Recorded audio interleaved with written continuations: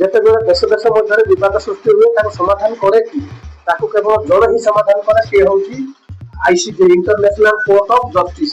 ତ international court of justice କଣ? ଆମେ ତ ହାଇକୋର୍ଟ ଆଉ ସୁପ୍ରିମକୋର୍ଟ ଡିଷ୍ଟ୍ରିକ୍ଟ କୋର୍ଟ ଏସବୁ ଜାଣିଛୁ। ତ ଇଣ୍ଟରନ୍ୟାସନାଲ କୋର୍ଟ ଅଫ ଜଷ୍ଟିସ କଣ ବା ଆନ୍ତର୍ଜାତିକ ନ୍ୟାୟାଳୟ।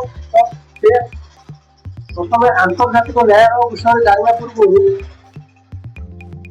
ଲଗ ଅଫ ନେସନକୁ ଜାଣିବାକୁ ପଡିବ। ଲଗ ଅଫ ନେସନ 1920 ମସିହାରେ ପ୍ରଥମ ବିଶ୍ୱଯୁଦ୍ଧ ପରେ ଏହା ଗଠନ କରାଯାଇଥିଲା। ଜାତିସଂଘର ପୂର୍ବ ଅବସ୍ଥା ଜାତିସଂଘ ଏବେ ହଉଛି ୟୁନାଇଟେଡ ନେସନ,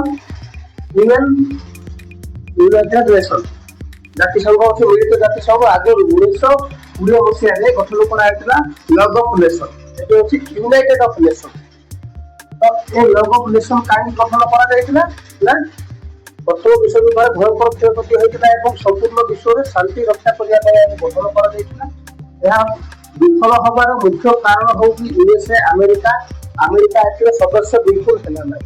ଏହାର ସଦସ୍ୟ ହେଲା ନାହିଁ ଏବଂ ଏ ସମୟରେ ଯୋଉ ନ୍ୟାୟ ବ୍ୟବସ୍ଥା ଗଠନ କରାଯାଇଥିଲା, ସମଗ୍ର ବିଶ୍ୱ ସ୍ତରରେ ନ୍ୟାୟ ସ୍ଥାପନ କରିବା ପାଇଁ ଯୋଉ ଗଠନ କରାଯାଇଥିଲା ତାକୁ କଣ କୁହାଯାଏ ନା permanent court of international justice, PCIJ। 1922 ମସିହାରେ ଗଠନ କରାଯାଇଥିଲା। ଏହା ସମଗ୍ର ବିଶ୍ୱ ପାଇଁ ଗଠନ କରାଯାଇଥିଲା, ସମଗ୍ର ବିଶ୍ୱରେ ଶାନ୍ତି ସ୍ଥାପନ ହବ ଏବଂ 1946 ମସିହାରେ ଏ ଶେଷ। କାହିଁକି ଏ ଯୋଉ ଲଗ ଅଫ ନେସନ ଗଠନ ହୋଇଥିଲା, ଏଥିରେ ବହୁତ ଗୁଡ଼ିଏ ଦେଶ ଏହାକୁ ମାନିଲେ ନାହିଁ ଏବଂ ଏଥିରେ ରହିଲେ ନାହିଁ।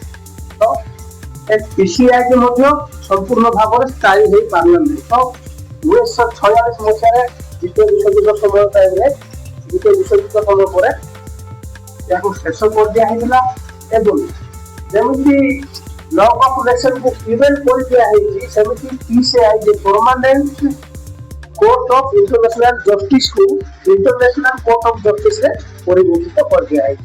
ତ 1945 ମସିହାରେ କଣ ହେଲା? 1945 ମସିହାରେ ୟୁଏନ ଗଠନ କରାହେଲା।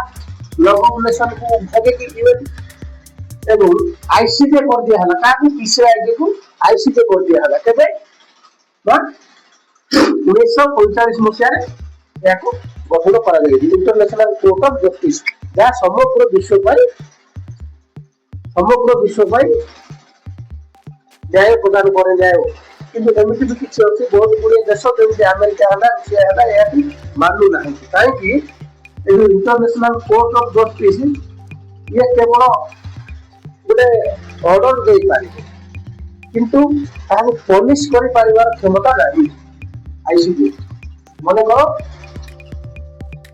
ଇଣ୍ଡିଆ ପାକିସ୍ତାନ ବିବାଦ ଉପରେ ଆଲୋଚନା ହେଲା ତମେ କଣ କରିବ ନା ସେ ଅର୍ଡର ଦେଇପାରିବ ଯେ ଏଇ ସୀମାଟା ଭାରତକୁ ଦିଆଯାଉ, ମାନେ ଏଇ ଅଞ୍ଚଳ ଭାରତକୁ ଦିଆଯାଉ, କିନ୍ତୁ ବାଧ୍ୟ କରିପାରିବ ନାହିଁ। ପୋଲିସେବୁଲ ପାୱାର ୟାର ନାହିଁ। ତ ଆଇସିଜେକୁ ଗଠନ କରାହେଲା ଏବଂ 3 ଅପ୍ରେଲ 1945ରେ ଇଏ ଆରମ୍ଭ ହେଲା। ଇଣ୍ଟରନ୍ୟାସନାଲ କୋର୍ଟ ଅଫ ଜଷ୍ଟିସ 3 ଅପ୍ରେଲରେ 1946 ମସିହାରେ ଆରମ୍ଭ କରାହେଲା। ତ ଏହାର ଗଠନ ବିଷୟରେ ତ ଜାଣିଲେ, ଏଥିରେ ବିଚାରପତି କେତେ ଜଣ ନା ଏଥିରେ ସମ୍ପୂର୍ଣ୍ଣ 15 ଜଣ ବିଚାରପତି ରହନ୍ତି ଏବଂ 2 ବର୍ଷର ମିଆଦି। 2 ବର୍ଷର ମିଆଦି ମାନେ କଣ? ଜଣେ ବିଚାରପତି ଯୋଉ ଦିନ ଠାରୁ କାର୍ଯ୍ୟ ସମ୍ଭାଳିଯିବ, ଆପଏଣ୍ଟମେଣ୍ଟ ହବ, ତାର 2 ବର୍ଷ ପୂର୍ଣ୍ଣ ମାତ୍ରେ ତାକୁ ବାହାର କରିଦିଆହେବ। ପୁଣି ଜଣେ ନୂଆ ବିଚାରପତି ହେବେ। ରିଆପଏଣ୍ଟମେଣ୍ଟ ମଧ୍ୟ ଅଛି। ରିଆପଏଣ୍ଟମେଣ୍ଟ ଅର୍ଥାତ୍ ଜଣେ ବିଚାରପତି ତାଙ୍କର କାର୍ଯ୍ୟକାଳ ସରିଲା ପରେ ଯଦି ବରଖାସ୍ତ କରାଯାଏ ବା ବାହାରି ଅବସର ନିଅନ୍ତି, ତାକୁ ପୁଣି ଥରେ ବିଚାରପତି ଭାବେ ନିଯୁକ୍ତ କରାଯାଇ ପାରିବ।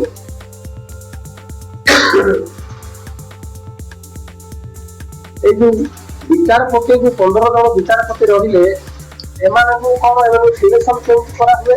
ଏମାନଙ୍କୁ ସିଲେକ୍ସନ କରାହୁଏ ୟୁଏନ ସିକ୍ୟୁରିଟି କାଉନସିଲର ମେମ୍ବର ଏବଂ ୟୁଏନ ଜେନେରାଲ ଆସେମ୍ବଲିର ମେମ୍ବର ମାନଙ୍କ ଦ୍ୱାରା। UN general assembly, UN general ମିଳିତ ଜାତିସଂଘ ଯୋଉ ରହିଲା, ମିଳିତ ଜାତିସଂଘରେ ସମୁଦାୟ 193ଟି ଦେଶ ଅଛି। ତ 193ଟି ଦେଶ ଅଛି। ତ 193 ଦେଶର ଜଣେ ଜଣେ ପ୍ରତିନିଧି, 193ଟି ଭୋଟ, 193ଟି ଭୋଟ। ତ ଏମାନଙ୍କ ମଧ୍ୟରେ ଭୋଟ ହବ, ଏମାନେ ମତଦାନ ଦେବେ ଯେ କାହାକୁ ବିଚାରପତି କରାଯିବ। ୟୁଏନ ଜେନେରାଲ ଆସେମ୍ବଲି 193ଟି ଦେଶର ପ୍ରତିନିଧି ମାନେ ଏବଂ UN security council, UN security council रे मने रखो 15टी देश अछि 15टी देशरो 5टी परमानेंट जो वेटो पावर अछि बोली कुआ जाय तो एवं 10 जण टेम्पररी 10 जण टेम्पररी तो ए सिक्योरिटी काउंसिल रो ए 15टी देश रहिले ए परमानेंट देश जो वेटो पावर थिबा देश वेटो पावर थिबा देश एवं यूएन जनरल असेंबली रो जो 193 टी देश अछि ଏମାନଙ୍କର ଭୋଟ ରେ ଆନ୍ତର୍ଜାତିକ ନ୍ୟାୟାଳୟର ବିଚାରପତିକୁ ନିର୍ବାଚିତ କରାଯାଏ ତ ଆଇସିଜେ କୋଉଠି ଅବସ୍ଥିତ ଆଇସିଜେ ଅଛି ନେଦରଲ୍ୟାଣ୍ଡରେ ଦ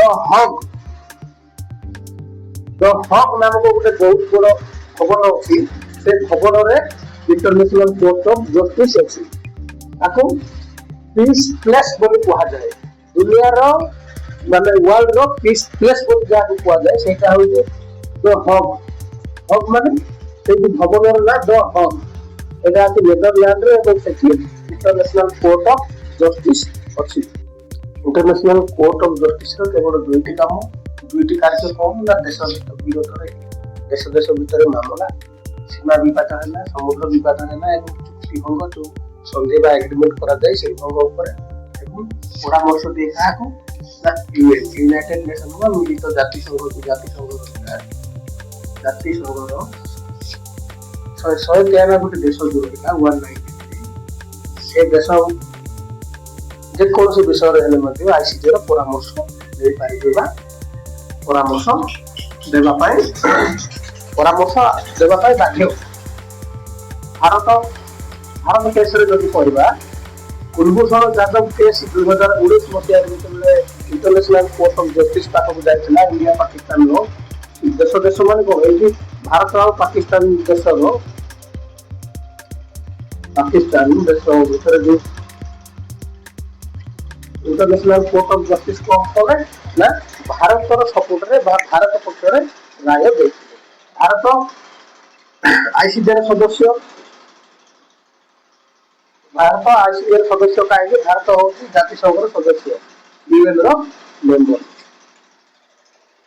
तो आशा करूँ वीडियो आपण भल लगी जो भल लगी चैनल सब्सक्राइब करूँ और वीडियो को लाइक शेयर करूँ देखा आ गोटे वीडियो